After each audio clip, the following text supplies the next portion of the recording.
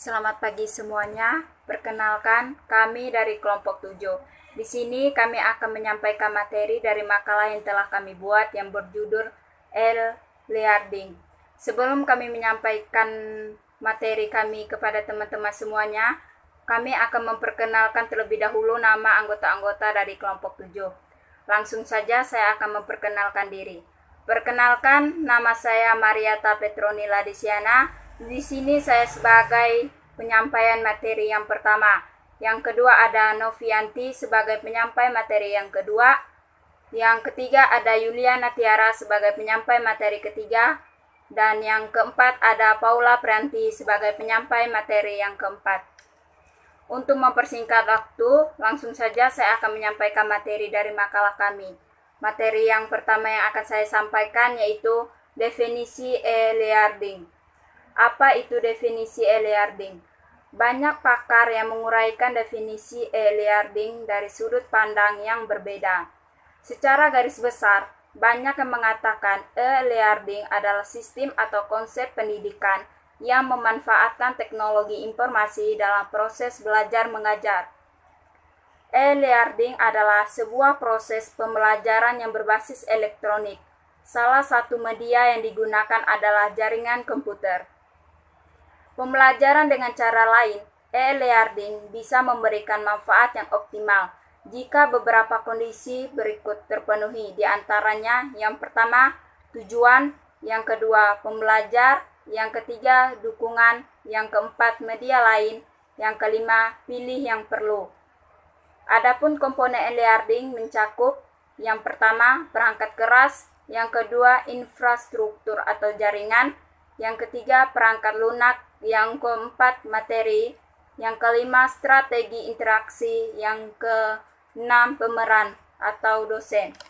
Sekian penyampaian materi yang pertama dari saya, selanjutnya akan disampaikan oleh teman saya Novianti. Sekian dan terima kasih. Assalamualaikum warahmatullahi wabarakatuh. Saya Novianti. Di sini saya akan melanjutkan materi yang berjudul perkembangan learning, perkembangan zaman dengan perkembangan teknologi informasi dan komunikasi yang semakin pesat dampaknya dan berpengaruh dalam segala aspek kehidupan manusia. E-learning juga dapat mempersingkat jadwal, tergantung waktu pembelajaran, dan tentu saja menghemat biaya yang harus dikeluarkan oleh sebuah program studi atau program pendidikan. Manfaat learning itu ada dua, yaitu manfaat bagi siswa yang dengan kegiatan e-learning dimungkinkan perkembangan fleksibilitas belajar yang tinggi. Akhirnya kita dapat mengakses bahan-bahan belajar setiap saat dan berulang-ulang. Yang kedua, manfaat bagi pengajar. Dengan adanya kegiatan e-learning, manfaat yang diperoleh guru atau dosen antara lain adalah akan lebih mudah melakukan pembaruan materi maupun model, pengajaran sesuai dengan tentuan, perkembangan keilmuan yang terjadi, juga dapat dengan mengontrol kegiatan belajar mengajar. Perkenalkan, nama saya Yuliana Tiara. Baik, di sini saya akan menjelaskan mengenai keuntungan menggunakan e-learning. Keuntungan menggunakan e-learning diantaranya sebagai berikut menurut Wahono 2005. Yang pertama, fleksibel karena siswa dapat belajar kapan saja, di mana saja, dan dengan tipe pembelajaran yang berbeda-beda. Yang kedua, menghemat waktu proses belajar mengajar. Yang ketiga, mengurangi biaya perjalanan. Yang keempat, menghemat biaya pendidikan secara keseluruhan atau infrastruktur peralatan buku-buku. Dan yang kelima, menjangkau wilayah geografis yang lebih luas. Dan fitur e-learning memiliki fitur-fitur sebagai berikut menurut Clark Mayer 2008. Yang pertama, konten yang relevan dengan tujuan belajar. Yang kedua, menggunakan metode instruksional seperti contoh dan praktek untuk membantu belajar. Yang ketiga, menggunakan elemen media seperti kalimat dan gambar untuk mendistribusikan konten dan metode belajar.